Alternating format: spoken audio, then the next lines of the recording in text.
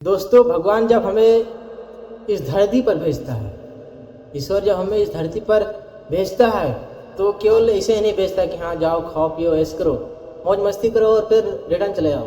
नहीं, वो तुम्हें कुछ करने के लिए भेजता है कि जाओ अपना नाम करो, इस धरती पर अपना कुछ ऐसा काम करो कि तुम्हारे इस धरती से वापस आने पर भी तुम्हारा इस धरती पर नाम हो, तुम्हारे बारे में लोग चर्चा करें।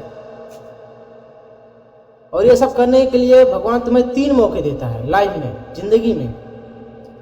और केवल हमें ही नहीं, इस पृथ्वी पर जितने भी लोग हैं सबको 3 मौके देता है, लेकिन कोई इस मौके को पहचान पाता है, कोई नहीं पहचान पाता है। और क्या कारण होता है और यह मौका कब आता है और किस कारण, किस वजह से हम इस मौके को पहचान नहीं पाते हैं, आइए जानते हैं। पहला मौका भगवान हमें तब देता है जब हम बचपन में होते हैं, और किसी न किसी तरह से वो आपको मौका देगा ही देगा, ये तो तय है। लेकिन ये जो हमारी सोच होती है ये बहुत ही छोटी उस समय होती है, ज़्यादा सोचने ज़्यादा समझने की क्षमता उसमें हमें नहीं होती है। इसलिए क्या सही है क्या गलत है और उस वक्त कोई बताने वाला भी नहीं होता है। इसलिए क्या सही है क्या गलत है हम इसको पहचान नहीं पाते हैं और इस मौके को गंवा देते हैं। बहुत से लोग ऐसे करते हैं। और दूसरी मौका तब आती है जब हम जवानी में होते हैं। जवानी में होते हैं तब समय का अभाव हमारे पास होता है, हमारे पास उतना समय नहीं रहता है कि हम इस मौके को एक्सेप्ट कर सकें। और ध्यान देना, यह मौका तब भी आएगा जब तुम्हारी जो परिस्थितियां हैं वो बहुत क्रिटिकल होगी, यानी तुम विषम परिस्थितियों में होंगे। कहने का मतलब है तुम्हारा समय उस समय बहुत ही खराब चल रहा होगा, तुम्हारी जिंदगी में बहुत सारे कठिनाइयाँ होंगी, बहुत सारे पीड़ित हो समय ही खराब होगा। तब आता है और हमारे पास समय का अभाव होता है, इसी वजह से हम उसको क्विट कर देते हैं और छोड़ देते हैं, उस समय को पहचान नहीं पाते हैं। और तीसरा मौका तब आता है जो हम बुढ़ापे में होते हैं तो हमारे पास उतनी ताकत नहीं होती, उतनी क्षमता नहीं होती, उतने बल नहीं होता हमारे शरीर में कि हम उस मौके पर काम कर पाए। और यही कारण है कि हम उसके मौके को भी गंवा देते हैं।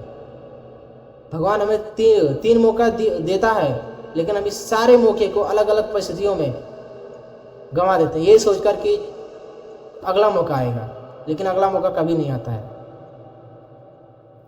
एक कहानी है, एक इंसान पानी में डूब रहा होता है। एक गांव था, उस गांव में एक बाढ़ आया हुआ था। उस बाढ़ में बहुत सारे लोग डूब रहे होते हैं,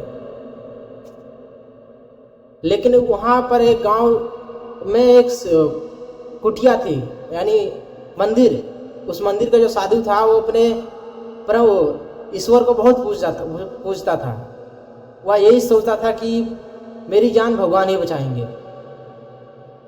और इसी सहारे से वो इसका जो पानी था, बाढ़ का पानी, वो मंदिर पर आ गया, मंदिर से ऊपर भी हो गया छत पर। अब वो छत पर चढ़ गया, छत के ऊपर जो होता है गुम्बद वाला, उस पर जाकर चढ़ गया। ऊपर से एक हेलीकॉप्टर आता है, होते नहीं है बाढ़ के लोग जो पीड़ित होते हैं उनको सहारा देने के लिए, असहाय लोगों को हेल्प करने के लिए, उनको बाढ़ से निकालने के लिए।